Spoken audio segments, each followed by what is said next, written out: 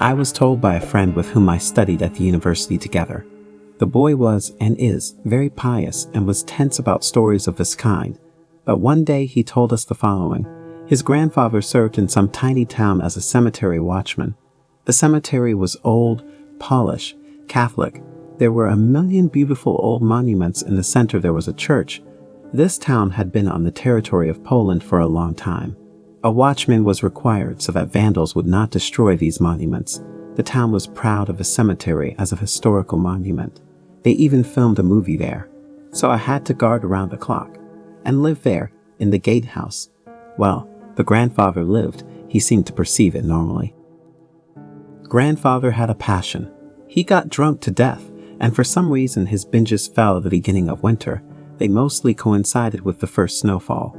All the relatives were terribly ashamed of the old man for this, but my friend was not, because one day, just on the eve of winter, he happened to get sick and stay at home. His parents worked at the factory at night, and as a result, the boy found himself under the care of his grandfather, who took him to his lodge. It was the beginning of December, and it got dark very early. They had dinner, and then my friend sees how grandfather begins some strange preparations. He takes out earplugs for ears, vodka, pours himself a full faceted glass and drinks. Then, to a silent question in the eyes of his grandson, he says something like the following. Son, you shut your ears and don't be afraid of anything. So that someone doesn't tell you from behind the window or doors. You don't pay attention, count to yourself or sing a psalm there. Just don't be afraid. It happens once a year and passes in the morning. And why when the first snow begins? Who knows? Probably died then. The two of them are sitting like this. Time goes by. And then about 1 o'clock in the morning, someone knocks on the door. The boy is instantly relieved of sleep with his hand. He listens to the night with surprise. And, seeing the growing horror in his grandfather's eyes, he cannot force himself not to listen to what is there, behind the door. And behind the door, a thin child's voice says monotonously the same thing. Let me go, me. I'm cold. I'm cramped. It's cold where I am. My friend said that neither before nor after he no longer experienced such an icy animal horror as that night. It was impossible to hide from this voice anywhere, and it was also absolutely impossible to fall asleep. So they sat until the first rays of a stingy winter sun. As soon as it began to dawn, the speaker outside the door fell silent. Grandfather had drunk himself to the point of complete insanity by this time, and the boy, finally hearing how everything had calmed down, felt the fear begin to let go. Then he got up, put on his shoes, and looked out on the porch. The sun had already risen. The first snow had fallen that year, and there was no one. Only a chain of small footprints stretched across the snow from the porch somewhere deep into the cemetery. My friend followed this chain. He really wanted to understand what it was they heard at night. He says that he came to an old single grave with a pretentious Polish name and surname. That was, as he found out later, a local aristocrat who died at the age of barely 30. Some strange monument was erected on the grave, quite traditional at first glance, an angel with a cross in his hands. Only, if you look closely, the angel had a very ambiguous expression on his face, some kind of smirk. Local old-timers who perfectly understood from the middle of the word, as soon as the topic of the cemetery came up, called this place a filthy grave and flatly did not want to tell anything about it. And then someone broke this sculpture in general and only his giant wings were lying in the grass. Yes, and my friend's grandfather died soon after, and there were no more people willing to work at the old cemetery.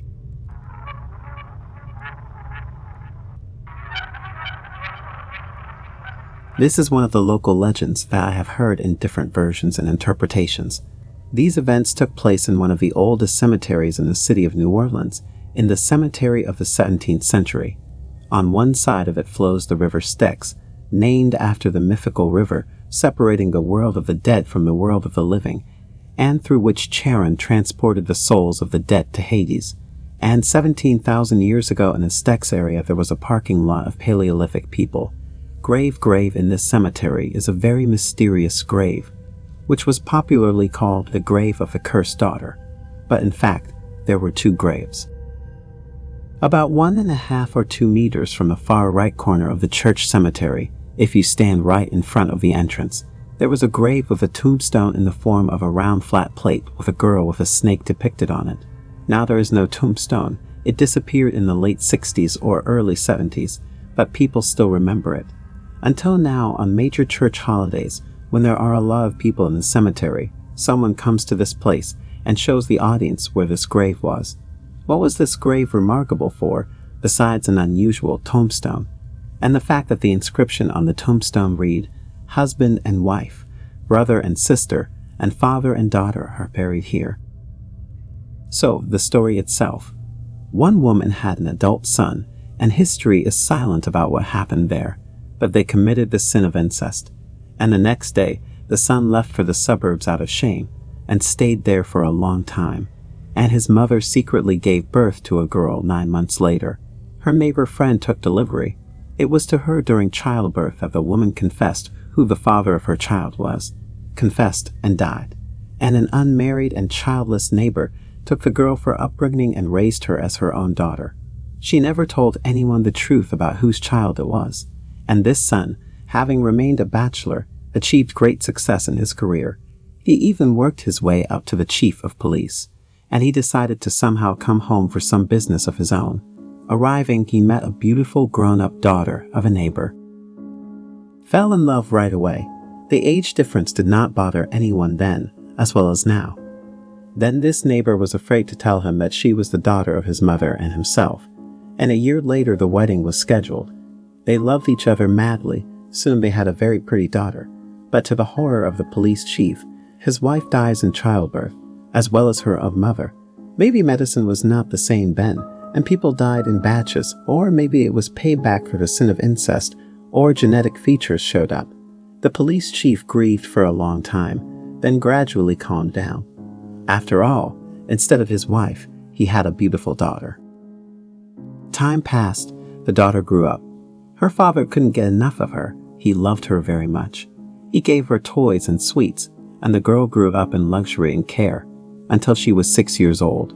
And then one day the police chief receives a letter from the mother of the deceased wife, in which it was written that she was dying and wanted to tell him some very terrible secret before she died. The police chief could not fail to fulfill his mother-in-law's last request, and he wondered what kind of secret this was and, putting aside all his business, went to her.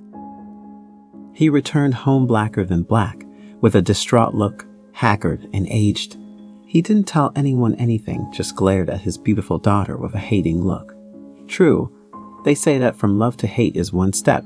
He hated his daughter with fierce hatred. He kicked her out of the house. If not for the compassionate servant who hid the girl in her rooms, she would have remained alone on the street. He ordered all the girl's things to be burned, and he locked himself in a room and began to go crazy, walk and drink. He stopped only when he was informed of the death of his hated daughter. No one knows what she died of, but local historians found out in archival documents that the cause of death was indicated as pneumonia.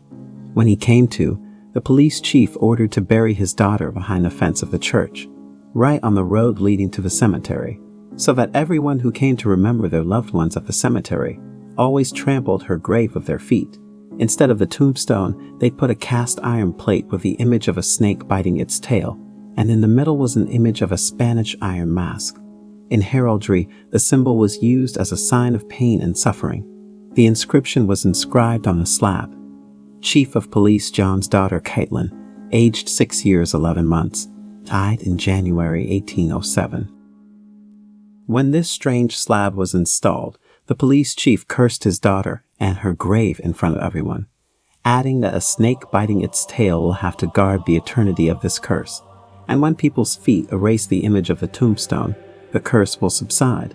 After that, he ordered another similar plate with the image of a snake biting its tail and a Spanish mask in the middle. Only the inscription was different, and it was written there, "Here lie husband and wife, brother and sister, and father and daughter." Then he ordered to bury him in the same grave with his wife under the slab, and after that he committed suicide. The request of the police chief was fulfilled, and that's when these two strange graves appeared in the cemetery of the city of New Orleans.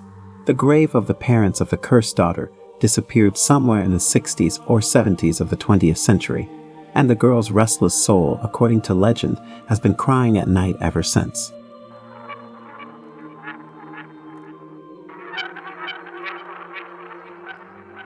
I have a neighbor, Lindsay.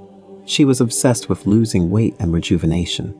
As soon as he reads something, he tries to try it on himself right away.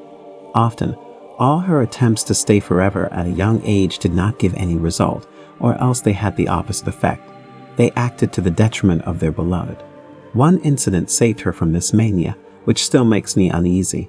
She breathed very indifferently to electronics, so I often had to rummage on the internet at her request in search of new miraculous recipes for ointments, masks, herb collections. And once I read some kind of collection for which only fresh herbs were needed, and simple ones like Street John's wort, mint, oregano, etc. She caught fire with this idea. I found out where you can buy fresh medicinal herbs. It turned out that grandmothers from the suburbs sell them nearby, near the market.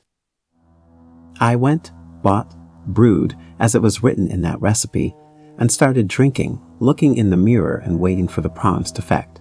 Instead of the expected rejuvenation, cleansing, and so on, strange things began to happen to Lindsay. It started with the fact that she broke her favorite mug. I just threw it with a freshly brewed collection right into the wall.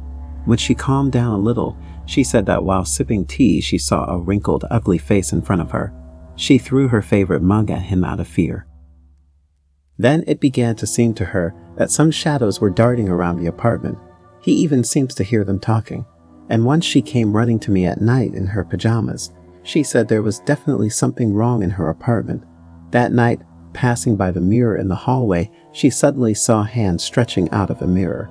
Adults in the middle and children on the edges. And there are many of these hands, and they move their fingers, making a terribly terrible rustle. From this picture, she almost fainted from horror and ran to me.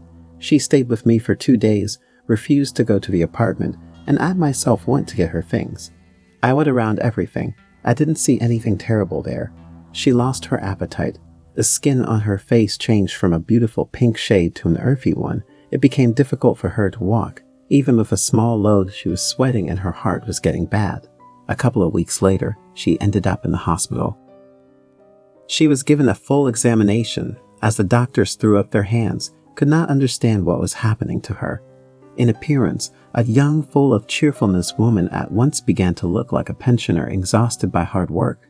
Lindsay immediately told the doctors what kind of herbs she drank. They replied that nothing but good could happen from them.